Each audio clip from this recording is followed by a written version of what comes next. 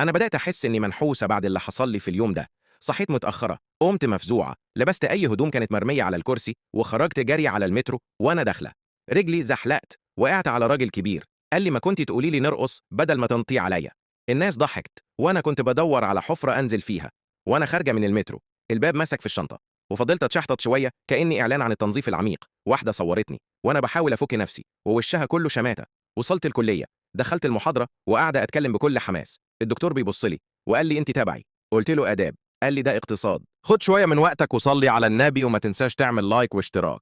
قومت خارجة من غير نفس وأنا بقول لنفسي خلاص كده. أنا فصلت وأنا ماشية، رجلي اتكعبلت في شنطة بنت وقعت معاها الشنطة. فضلت أعتذر وهي بتبص لي كأني خطفتها من الشارع. رجعت البيت، فتحت الباب وأنا بغني ومبسوطة. لقيت الجيران قاعدين عندنا وأنا لابسة بيجامة فيها بطاريق بيرقصوا. وأول ما دخلت الشبشب اتزحلق بيا، وقعت قصادهم. وماما بكل برود قالت لي ادخلي يا فنانة كفاية، فضايح قصدي كفاية هزار. فانتوا ايه رأيكم؟ هل انا منحوسة ولا ده عادي؟